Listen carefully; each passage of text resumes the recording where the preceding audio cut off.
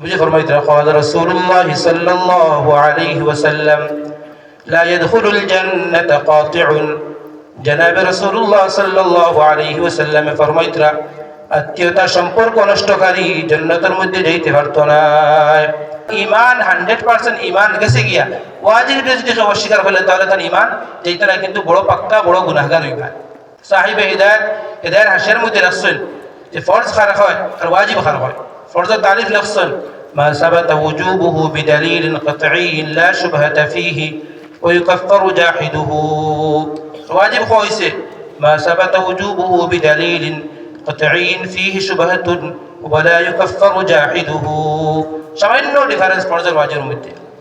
ফরজ এবং ওয়াজিব দুটোরই মজবুত দলিল দ্বারা আইছে, কিন্তু ফরজের অস্বীকার করেনওয়ালা মানুষ ঈমান হারা হয়ে যাব, আর ওয়াজিবের অস্বীকার করেনওয়ালা মানুষের ঈমান যেটা কিন্তু পাক্কা ফাসিক, পাক্কা মুনাফিক হয়ে যায়, পাক্কা গুনাহগার হয়ে যাবে। এখন এটাকে আত্মীয়তা সম্পর্ক করা যেটা আছে, বন্ধুত্বের হক যেটা আছে, হক কইতে বাপর সম্পত্তি থেকে যেটা এটা নাই, সময় সময় যাওয়া আসা যাওয়া করা, বিয়া শাদী দাওয়াত দেওয়া, সুখে দুঃখে যাওয়া আসা, এটা হইলে কি এক্সট্রা ওয়াজিব ওয়াজিব ওয়াজিব এই দেখুন যায়। কারণ কোরআনও আল্লাহ বর্ণনা করছেন, হাদিসে নবীজি হয়ে জায়গার মধ্যে হয়েছিল। এর লাগে বিয়া শাদীর সময় যখন আয়াত যেগুলো পড়া হয়, এই আয়াতের মধ্যে একটা শব্দ আছে ওয়াল আরহাম।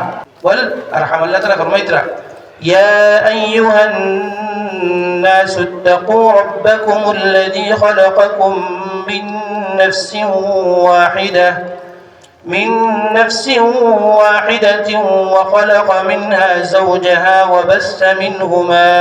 وبث منهما رجالا كثيرا ونساء واتقوا الله الذي تساءلون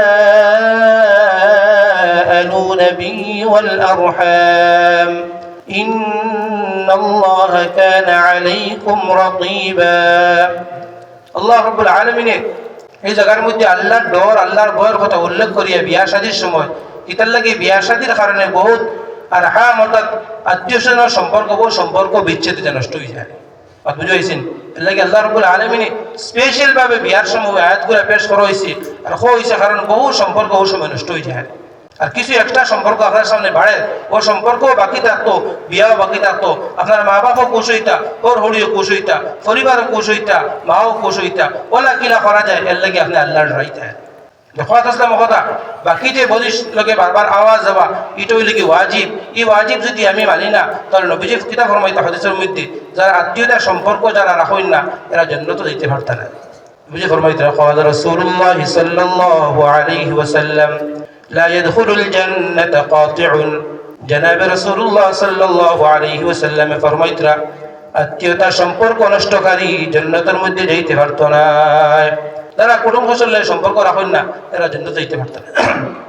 আর হাদিসের মধ্যে আইছে সিলা রাহমি যেটা আছে, সিলা রাহমিয়ে রাহম থেকে আইছে, সিলা রাহমিয়ে নিজে আওয়াজ দেওয়া কথা হয়, যারা আমার লাগে সম্পর্ক রাখেন ও আল্লাহ তার লাগে আপনি সম্পর্ক রাখি, বড় কঠিন কথা। অর্থাৎ কুটুম ফসলের সম্পর্ক যেটা রহম যে শব্দ যেটা আছে, ও শব্দই মাত্রে আল্লাহর সামনে হয় আল্লাহ যারা কুটুম ফসলের সম্পর্ক বাকি রাখেন রে বা আল্লাহ আপনিও তার লাগে আপনি সম্পর্ক বাকি রাখি হয়। যারা সম্পর্ক ছাড়ি দিন আল্লাহ তার লাগে আপনি সম্পর্ক ছাড়ি দিন, বড় কঠিন কথা হয়েছে। এর লাগে আল্লাহ রাব্বুল আলামিন সূরা রা'দের মধ্যে তার মায়ার বান্দাকে আল্লাহ ফরমাইতরা ইন্নামা ইয়াতাযাক্কারু উলুল আলবাব।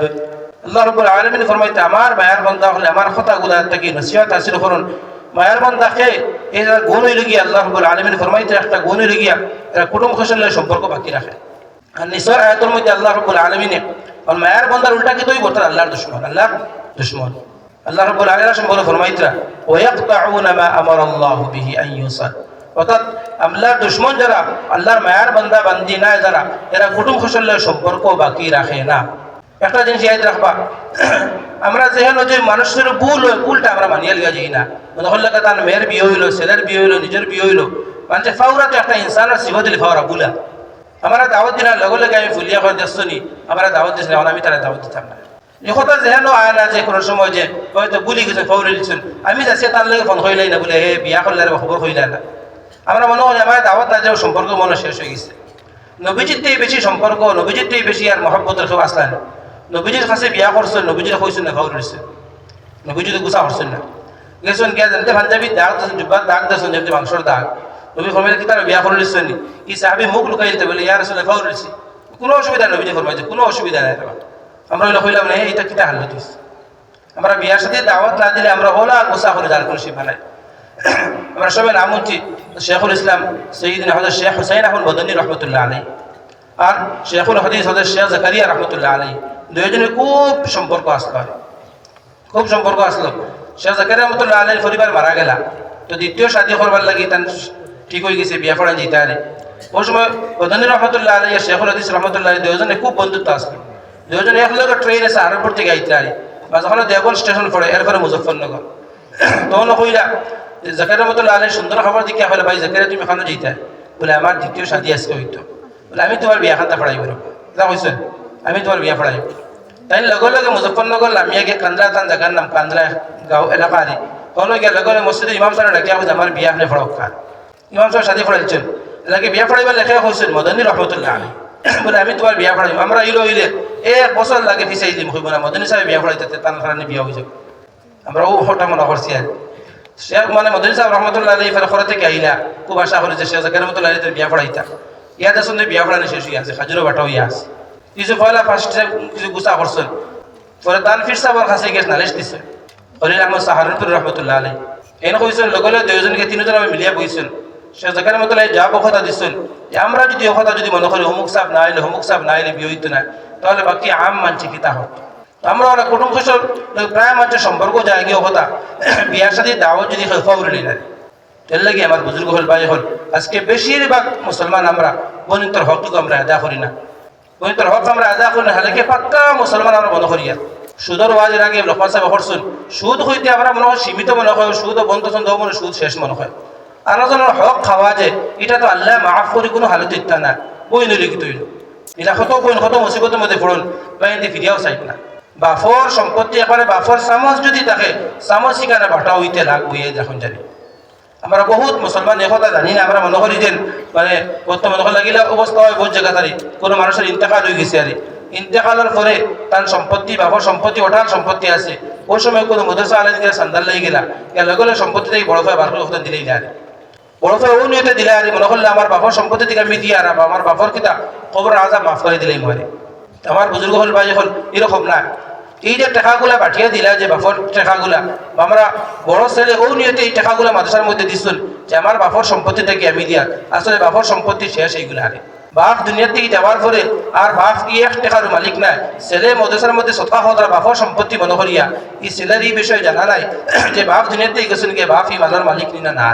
কারণ সোনার নবী যে হাদিসের মধ্যে স্পষ্ট কথা হইতরা যে মানুষের খালে হয় আমার মাল আমার মাল, মানুষ তো মালের মালিক যে মাল নিজে খাই লিছেন, যে মাল যে খাবার ফিন্দি লিছেন খাবার শেষ হয়ে গেছে, আর যে মাল তার দুনিয়া টাকা অবস্থায় তার দান দক্ষিণা করিয়া গেছেন গিয়া ওই সমস্ত মালের মালিক মানুষ।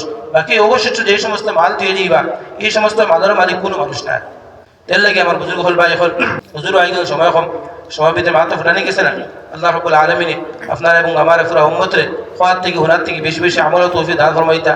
আর খুলাসা মাত্র লেগে এই এখন জানি বাকি বনিন্তর লাগে এই সমস্ত সিজন যেটা দেওয়া না দেওয়া দেখা না দেখা এটা হুকুম আর নিষেধ কথা হইয়ের না, এটা হইলে গিয়ে ওয়াজিব দরজা বনিলে সম্পর্ক বাকি থাকতো সুখে দুঃখে যেতে হয়।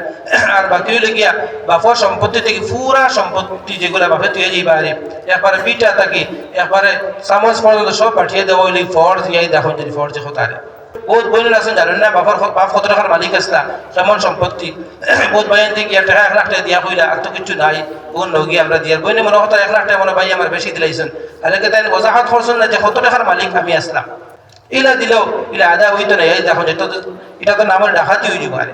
আল্লাহ রাব্বুল আলামিন আমরা খাওয়ার থেকে ওনার থেকে বেশি বেশি আমল তৌফিক দান ফরমাইতা। ওয়া মা আলাইনা ইল্লাল বালাগুল মুবিন।